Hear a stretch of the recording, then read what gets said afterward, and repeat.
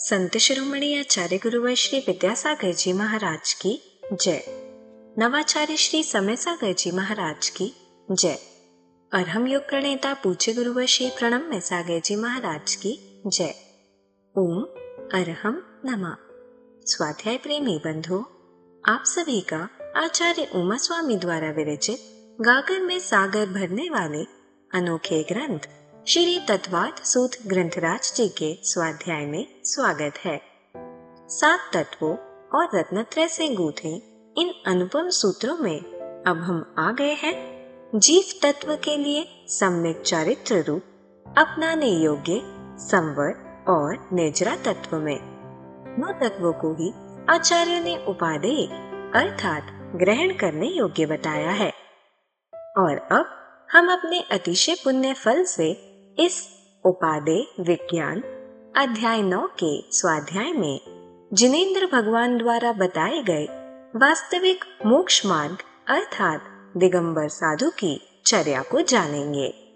जो नए स्वाध्याय प्रेमी अब हमारे साथ जुड़ रहे हैं, वह पुराने स्वाध्याय के छूटने का विकल्प न करें। निश्चिंत भाव से स्वाध्याय करें। मुनिश्री की सरस सरल वाणी में उन्हें यह जटिल विषय भी बड़ी आसानी से समझ में आ जाएगा।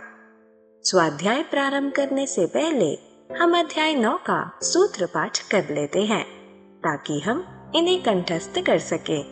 यदि आपने पिछले अध्यायों की मौखिक सूत्र पाठ परीक्षा नहीं दी है तो भी आपको यह पाठ अवश्य करना चाहिए और इन्हें कंठस्थ करने का प्रयास करना चाहिए।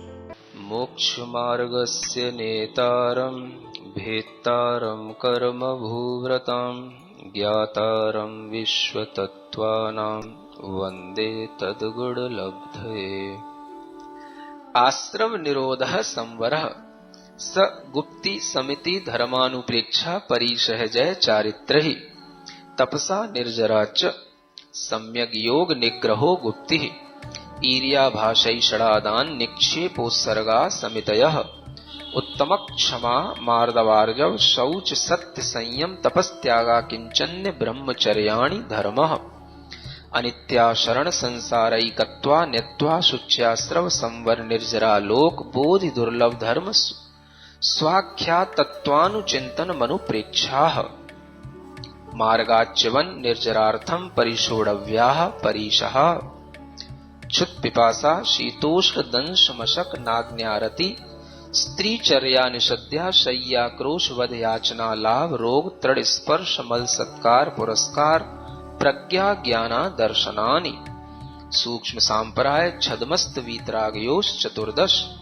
एकादश जिने बादर सांपराये सर्वे ज्ञानावरणे प्रज्ञा ज्ञाने दर्शन मोहांतराययो रदर्शना लाभौ चारित्र मोहे नाग्न्यारति स्त्री निसद्या क्रोश याचना सत्कार पुरस्काराः वेदनीये शेषाः एकादयो भाज्या युगपदे कस्मिन्नई कौन विंशतेः सामायिकच्छेदोपस्थापना परिहार विशुद्धि सूक्ष्म सांपराय यथाख्यात मिति चारित्रम् अनशनाव मौदर्य वृत्ति परिसंख्यान रस परित्याग विविक्त शय्यासन कायक क्लेशा वायम तपः प्रायश्चित्त विनय वैयावृत्त स्वाध्याय व्युत्सर्ग ध्यानान्युत्तरम् नव चतुर्दश पंच द्विभेदा यथाक्रमं प्राक ध्यानात् आलोचना प्रतिक्रमण तदुभय विवेक व्युत्सर्ग तपश्छेद परिहारोपस्थापनाः ज्ञान दर्शन चारित्रोपचाराः आचार्योपाध्याय तपस्वी शैक्ष्य ग्लान गण कुल संग साधु मनोज्ञानाम् वाचना पृच्छनानुप्रेक्षाम्नाय धर्मोपदेशाः बाह्याभ्यन्तरोपद्यो उत्तम सहननस्यैकाग्रचिन्ता निरोधो ध्यान मान्तर मुहूर्तात् आर्त रौद्र धर्म्य शुक्लानि परे मोक्ष हेतु आर्त ममनोज्ञस्य संप्रयोगे तद विप्रयोगाय स्मृति समन्वाहारः विपरीतम मनोज्ञस्य वेदनायाश्च निदानं च तदविरत देश विरत प्रमत्त संयतानां हिंसा नृतस्तेय विषय संरक्षणेभ्यो रौद्रमविरत देश विरतयोः आज्ञापाय विपाक संस्थान विचयाय धर्म्यम् शुक्ले चाद्ये पूर्वविदः परे केवलिनः पृथक्त्वैकत्व वितर्क सूक्ष्म क्रिया प्रतिपाति विपरीत क्रिया निवर्तीनि त्रिएक योग काय योगा योगानाम एकाश्रये सवितर्क विचारे पूर्वे अविचारम द्वितीयम् वितर्कः श्रुतम् विचारोर्थ व्यंजन योग संक्रांति सम्यक दृष्टि श्रावक वीरतानंत वियोजक दर्शन मोह छपकोप समकोप शांत मोह छपक क्षीण मोहजना क्रमशो संख्ये गुण निर्जराः पुलाक बकुश कुशील निर्ग्रंथ स्नातकाः निर्ग्रंथाः संयम श्रुत प्रतिसेवना तीर्थ लिंग लेश्योपपाद स्थान विकल्पतः साध्याः इति तत्वार सूत्रे नवमोऽध्याय।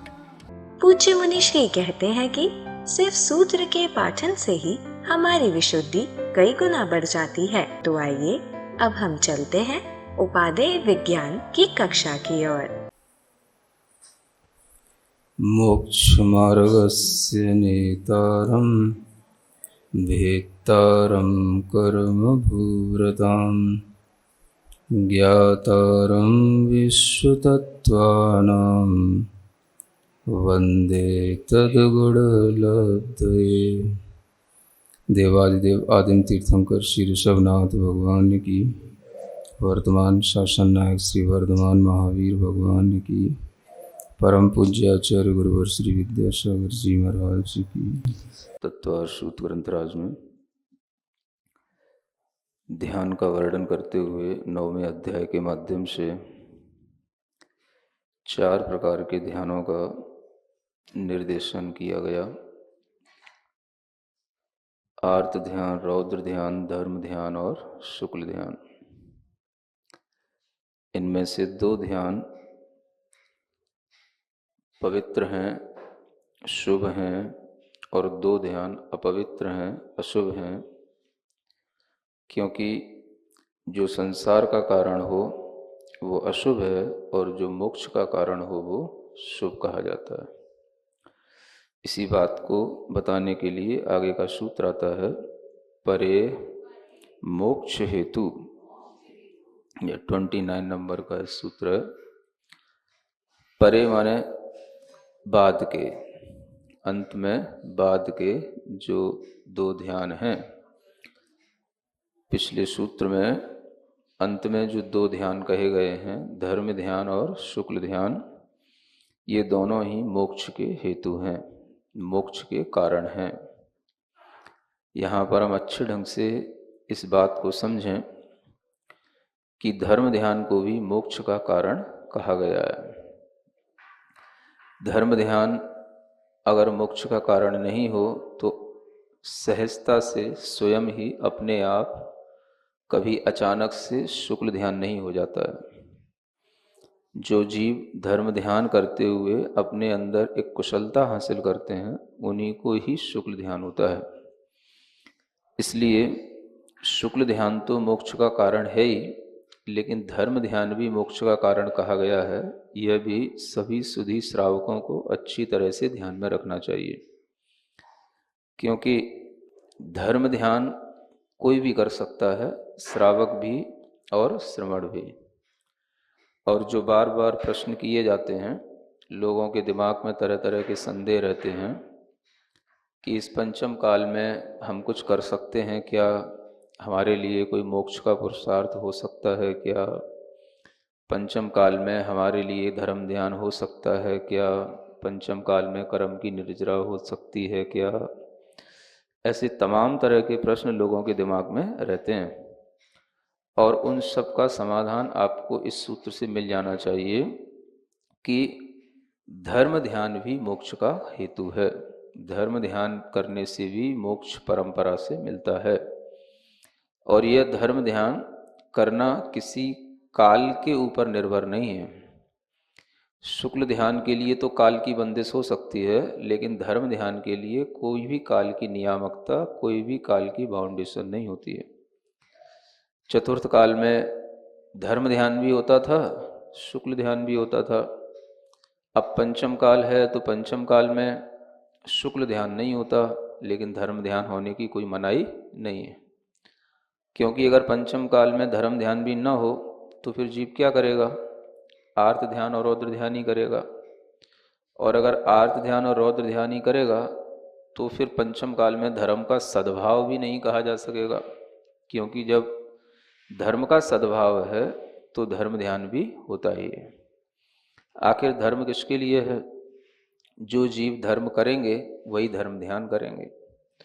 तो धर्म ध्यान पंचम काल में होता है, धर्म पंचम काल में होता है। पंचम काल में धर्म की प्राप्ति के लिए ही उपदेश दिए जाते हैं, और यह पंचम काल में जो धर्म चल रहा है यही पंचम काल के अंत तक चलता है, अन्यथा पंचम काल और छठे काल में कोई अंतर ही नहीं रह जाएगा।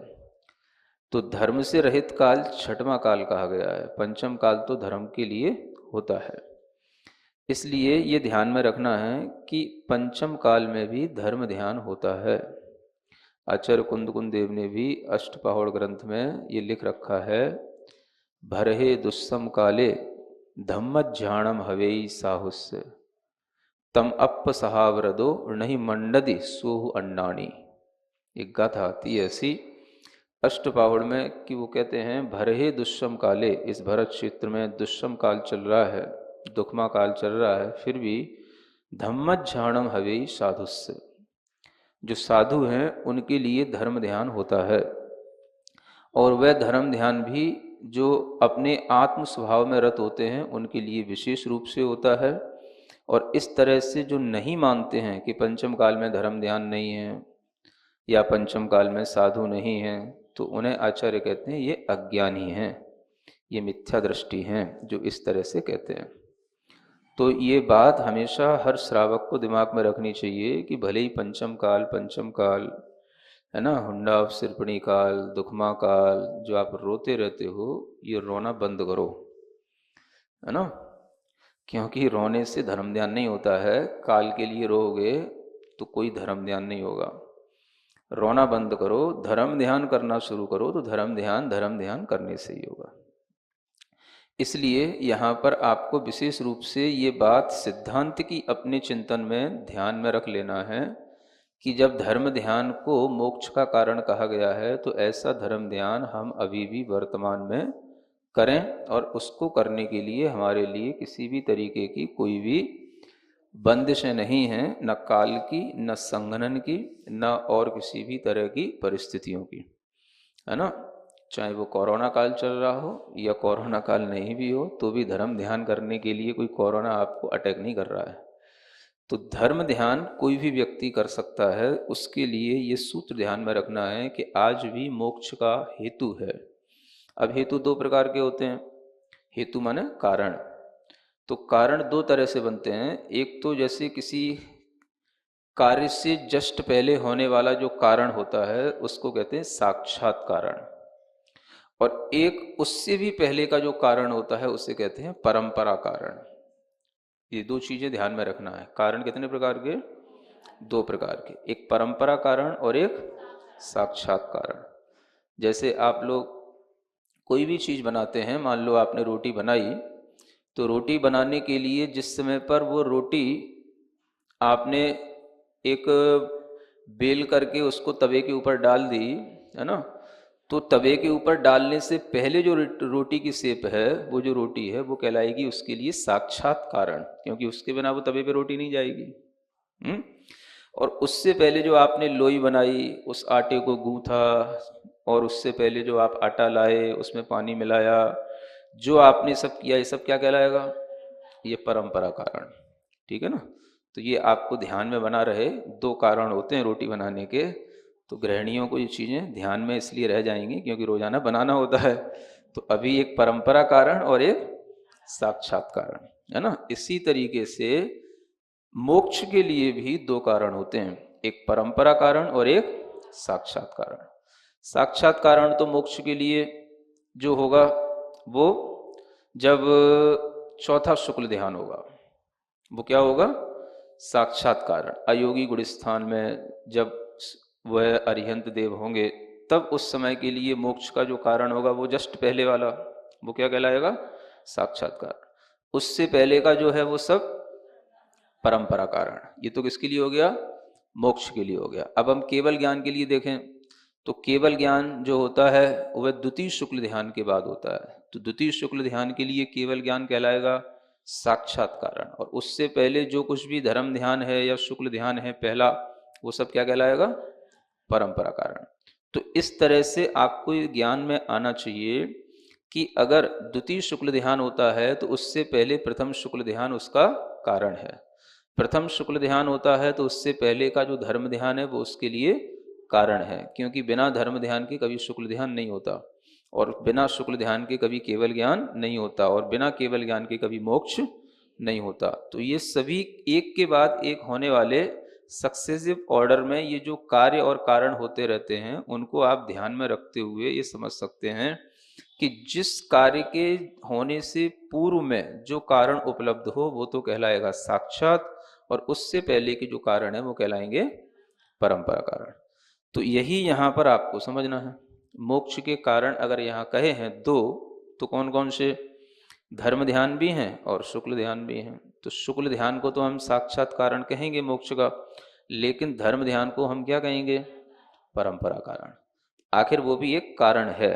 तो इस तरह के कारण कार्य की व्यवस्था को जो ध्यान में रखते हैं और उसी कारण से होने वाले कार्य को जो नियामक रूप से मानते हैं, उन्हीं के लिए आगे आगे के वो फल प्राप्त होते हैं।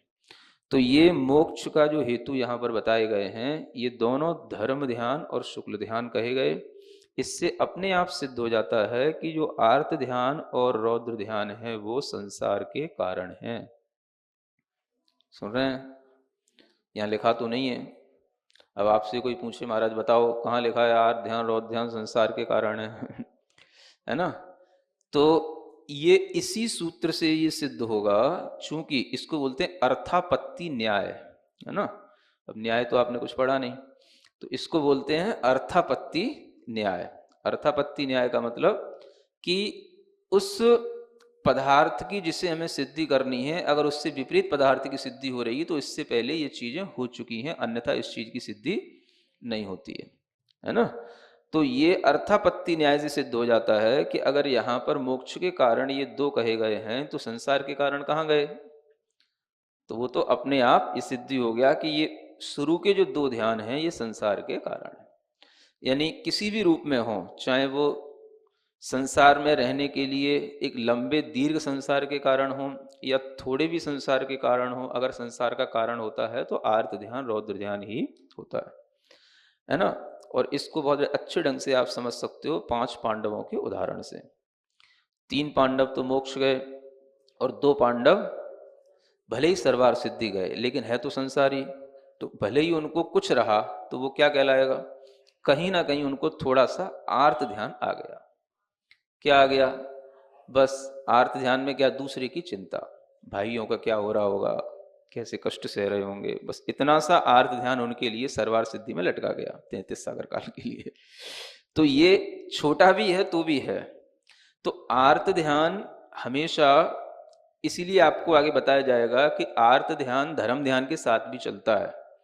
आर्त ध्यान संसार का कारण होता भी है और नहीं भी होता है, लेकिन जिनके पास में धर्म ध्यान नहीं है तो उनके लिए तो आर्त ध्यान संसार का ही कारण है, लेकिन जिनके पास धर्म ध्यान होता है तो कभी कभी उनके लिए आर्त ध्यान भी हो जाता है ना? तो आर्त ध्यान धर्म ध्यान ये दोनों साथ साथ रह भी सकते हैं, लेकिन मुख्य रूप से जो संसार से बचाने वाला या जो मोक्ष का जो कारण है वो तो धर्म ध्यान ही कहलाएगा। तो आर्त ध्यान एक हल्का सा ध्यान है, वो इसलिए आगे बताया जाएगा कि वो ऊपर के गुण स्थानों में भी रहता है, देश वृत्तियों में भी रह जाता है, महावृत्तियों में भी रह सकता है। वो एक हल्का सा आर्त ध्यान कहीं भी रह सकता है। तो उस आर्त ध्यान से कोई धर्म ध्यान में बाधा आई जरूरी नहीं है, लेकिन जहां पर धर्म ध्यान नहीं है वहां जो आर्त ध्यान है वो नियम से संसार का कारण होता है। इसलिए आर्त ध्यान को भी अलग अलग रूप में जानना, अलग अलग तरीके से देखना, जो कि गुणस्थानों के अनुसार आपको समझ में आएगा। थोड़ा सा आगे बढ़ते हैं। अब यहाँ पर आर्त ध्यान की ही विशेषताओं को बताने के लिए 4 प्रकार के जो आर्त ध्यान है उनका कथन किया जाना है ना? पहला, आर्त ममनुज्ञस्य संप्रयोगे तद्विप्रयोगाय स्मृति समन्वाहारः। हाँ, एक सूत्र है, ये थोड़ा बड़ा सा लग रहा है आपको, लेकिन इसी को आगे आगे भी अन्य सूत्रों के साथ जोड़ना भी है। आर्त माने यहाँ से आर्त ध्यान शुरू होता है। आर्त ध्यान किसे कहते हैं? पहले नंबर का यह आर्त ध्यान है, जिसकी परिभाषा में अमनोज्ञस्य माने जो हमारे लिए अमनोज्ञ हैं पदार्थ। अमनोज्ञ माने जो हमारे लिए अच्छे नहीं लगते, मन को जो अच्छा ना लगे वो कहलाते हैं अमनोज्ञ, और जो मन को अच्छे लगे उन्हें कहते हैं मनोज्ञ, है ना। जिसे आप अपनी भाषा में समझ सकते हो, एक आपके मन के अंदर जो अच्छे लगते हैं उन्हीं की आप इच्छा करते हैं, है ना। तो एक हो गया डिजायरेबल और एक हो गया अनडिजायरेबल। तो जो आपके लिए अच्छे लगें उनका, है ना, अगर अच्छा मिल जाता है तो अच्छा लगता है, और जो अच्छे ना लगे वो अमनोज्ञ हैं।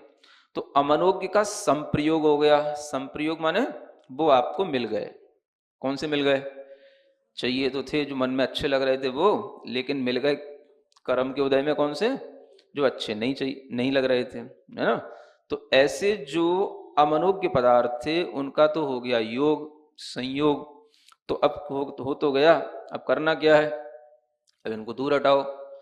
तद विप्रयोगाय, तो अब उसके विप्रयोग के लिए माने उनको अपने से दूर करने के लिए, उनका अपने से अलगाव, सेपरेशन करने के लिए जो हम क्या करेंगे? अब बार बार स्मृति समन्वाहार। स्मृति का मतलब जो हमारे दिमाग में बार बार उसी की रिमेम्बरेंस रहेगी, और उसी का समन्वाहार का मतलब होता है एक कंटिन्यूस प्रोसेस जो बार बार हमें उसी थॉट के साथ में रिपीट करेगा, है ना। अब ये सामने आ गया है, इसको अपने सामने से कैसे हटाएं? ये हमारे सामने एक हानि दिखाई दे रही है, इसको अपने सामने से कैसे हटाएं? ये संयोग हमारे लिए बहुत गड़बड़ है, इसको अपने सामने से कैसे मिटाएं, कैसे इसको दूर करें? तो ये जो एक कॉन्टिन्यूस रिपीटिंग ऑफ थॉट्स होती है, इसी को यहाँ पर जो है स्मृति समन्वाहार कहा गया है। तो ये स्मृति समन्वाहार जो चलता रहेगा किसके साथ में? अब आपको जो अनडिजायरेबल ऑब्जेक्ट्स थे वो आपको मिल गए, है ना। अब आप उनसे अपना पिंड छुड़ाना चाहते हो, पीछा छुड़ाना चाहते हो, तो अब वो आपसे पीछा छुड़ाने के लिए क्यों तैयार आप ऐसा हो रहे हो? तो आपको उनसे दुख हो रहा है।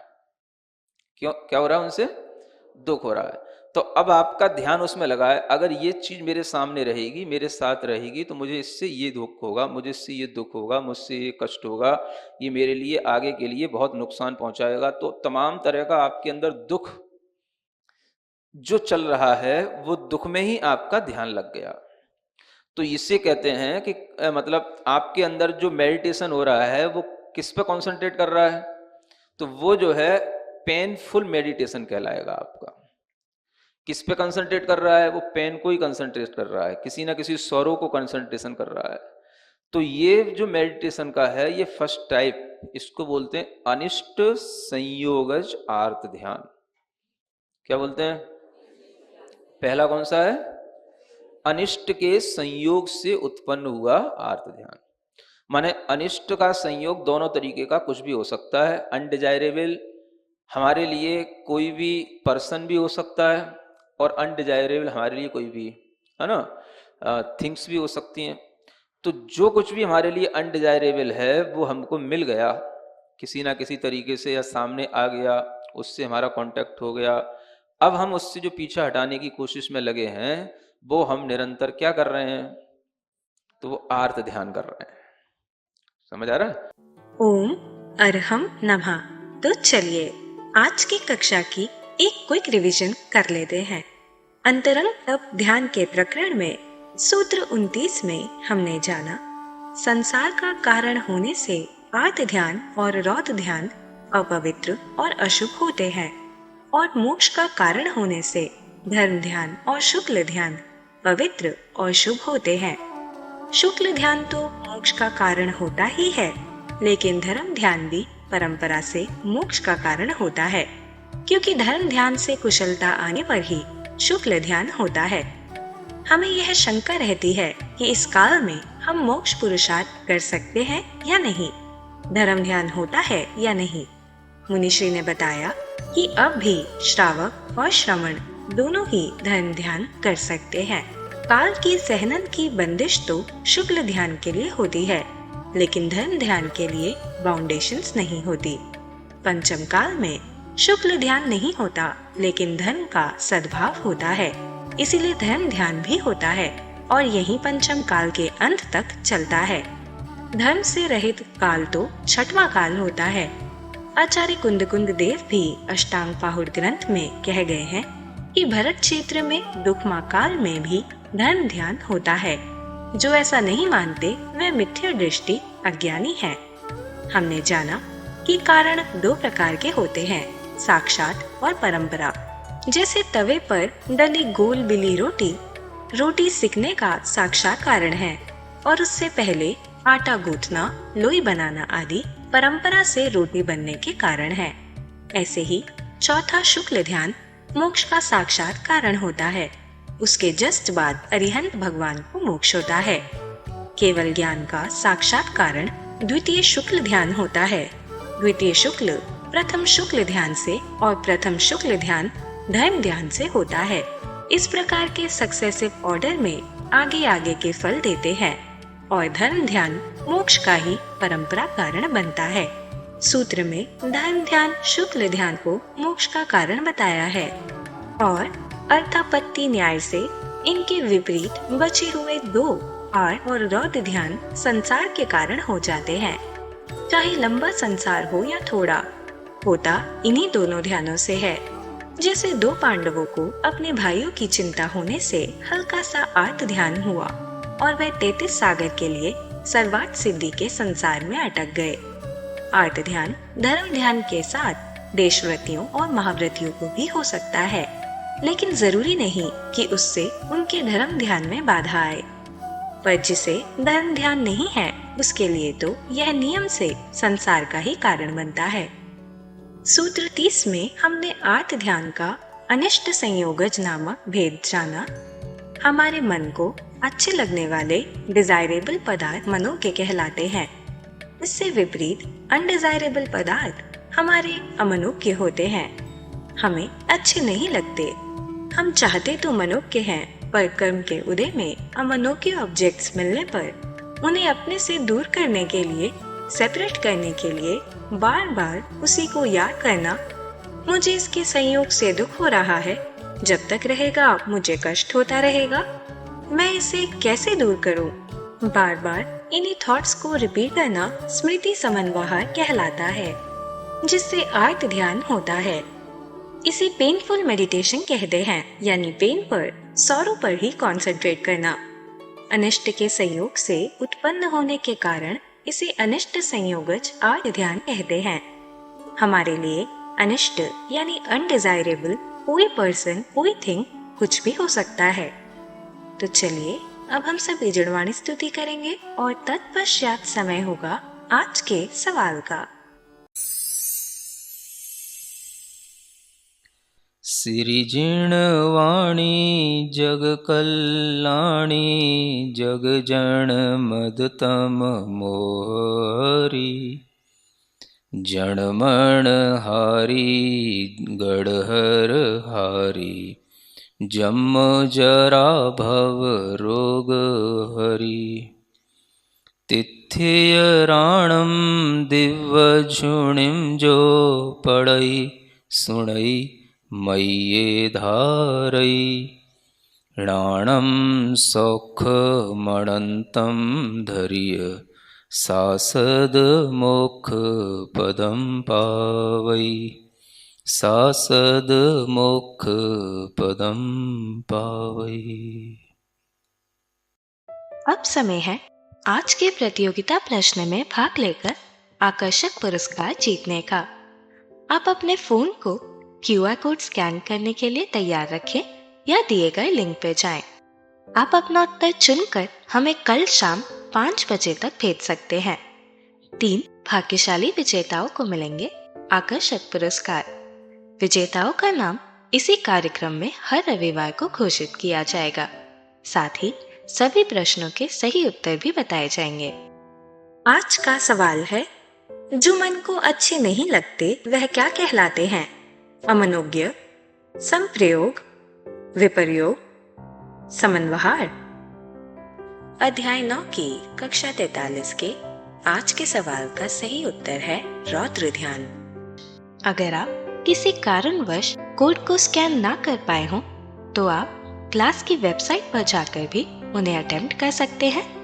इस लिंक पर जाएं या QR कोड को स्कैन करें। धन्य है हमारा पुण्य जो मुनिश्री ने हमें उपादेय विज्ञान जैसे कठिन विषय को इतनी सरलता से समझाया, जिससे हम पंच परमेष्टि में आसीन आचार्य, उपाध्याय और साधु परमेष्टि के मूल गुणों और चर्या संबंधी भ्रांतियों को दूर करके श्रावक धर्म को निभा पाए और सच्चे गुरु के प्रति समर्पित हो पाए। और यह ज्ञान आप अपने परिवार, मित्र, समाज के लोगों को इस स्वाध्याय से जोड़कर उन तक दे सकते हैं। आप सिर्फ उन्हें हमारी वेबसाइट ttv.arham.yoga शेयर करें और उन्हें यह सभी क्लासेस मिल जाएंगी। अभ्यास प्रश्न करके आप अपने ज्ञान को प्रगाढ़ करने का मौका और आज के सवाल में पुरस्कार जीतने का मौका भी पा सकते हैं। तो आज ही अपने बच्चों, मित्रगणों और परिवारजनों को इससे जोड़ें और अपना और उनका पुण्य बढ़ाएं। ओम अरहम नमः।